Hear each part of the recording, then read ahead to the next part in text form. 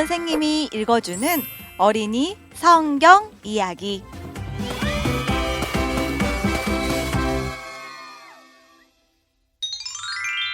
(64번) 이야기. 아간이 죄를 지었어요. 여호수아 7장 말씀. 이스라엘이 다음으로 싸워야 할 성은 훨씬 작은 성이었어요. 여호수아가 이 성을 살펴보려고 몇 사람을 앞서 보냈더니 그들은 이 싸움을 위해서는 전체 군대가 다 필요 없다는 소식을 갖고 돌아왔어요. 대략 3,000명의 군사만으로도 이 작은 성을 충분히 쉽게 이길 수 있다는 것이었지요. 이 성의 이름은 아이였어요. 그래서 여호수아는 싸울 군사들을 보냈어요. 물론 이스라엘 사람들은 하나님이 자기들을 위해 싸워주실 것이라고 기대했어요. 그런데 아이성의 군사들이 싸우러 나왔을 때 36명이나 되는 이스라엘 군사들이 죽임을 당했어요. 나머지 군사들은 자신들의 눈을 믿을 수가 없었지요. 이스라엘 군사들은 너무 겁에 질려서 마음이 물처럼 녹아버렸어요.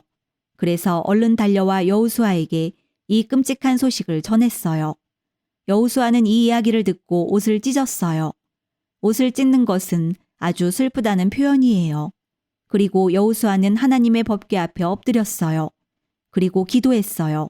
물론 그건 하나님께 드리는 기쁨의 기도가 아니에요.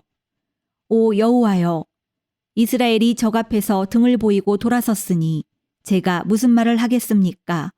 하나님은 여호수아에게 화가 난 말투로 대답하셨어요. 일어나라.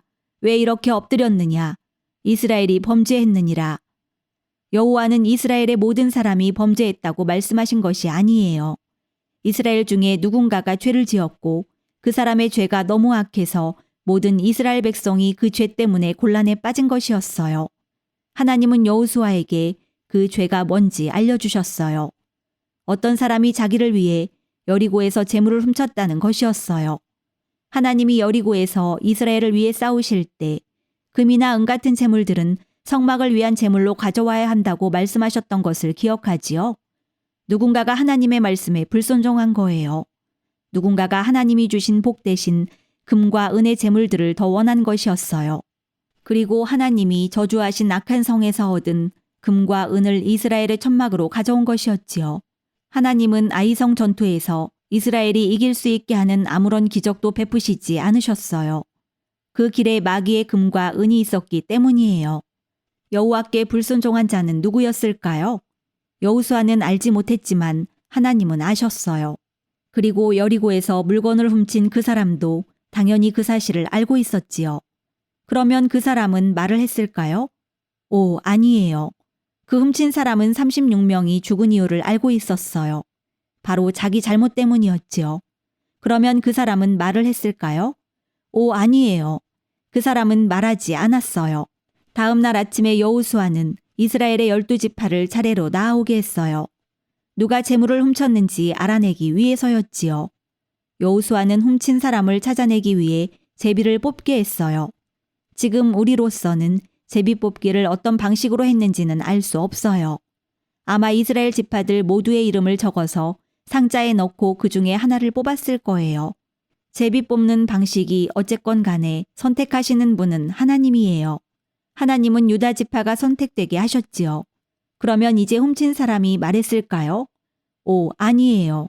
그 사람은 말하지 않았어요. 이제 유다 지파 사람 전체가 여호수아 앞에 섰고 다시 제비를 뽑았어요. 하나님은 유다 지파 중에서 한 집안이 뽑히게 하셨지요. 그러면 이제는 훔친 사람이 말했을까요? 오, 아니에요. 그 사람은 여전히 말하지 않았어요.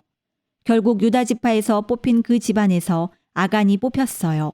그러면 아간은 얼른 여호수아 앞으로 나와 자기의 죄를 고백했을까요? 아니에요. 여호수아가 아간이 말하게 해야만 했어요. 그 후에야 아간은 자기가 물건들을 훔쳤다는 것을 말했어요. 아름다운 외투 한 벌, 은 200세겔, 그리고 금 한 덩이였어요. 아간은 자기가 재물을 숨겨놓은 곳을 솔직히 말했어요. 자기 천막 아래 땅에 숨겨놓았었지요. 여호수아는 사람들을 보내 아간의 천막에서 잃어버렸던 물건들을 찾아오게 했어요. 그 정도 물건은 얼마나 작은 것이었나요? 아간이 끝없는 하나님의 사랑과 자비와 바꿔치기한 물건들은 얼마나 사소한 것들이었나요? 아간이 행한 바꿔치기는 정말 어리석은 짓이었어요. 정말 그렇지 않나요? 아간의 가족은 아간의 훔치는 일을 도와주었던 게 분명해요. 왜냐하면 이스라엘이 아간의 가족 전체를 벌해야만 했기 때문이지요. 그리고 이 이야기에서 가장 슬픈 부분은 아간이 후회하지도 않았고 하나님께 자기와 자기 가족을 용서해달라고 구하지도 않았다는 점이에요. 이스라엘 사람들은 돌로 쳐서 아간과 아간의 가족을 죽였어요. 그 후에 그들을 다 불로 태웠어요. 드디어 죄는 사라졌어요. 그리고 이스라엘 사람들은 하나님께 순종할 때만 하나님이 승리를 주신다는 사실을 배우게 되었지요.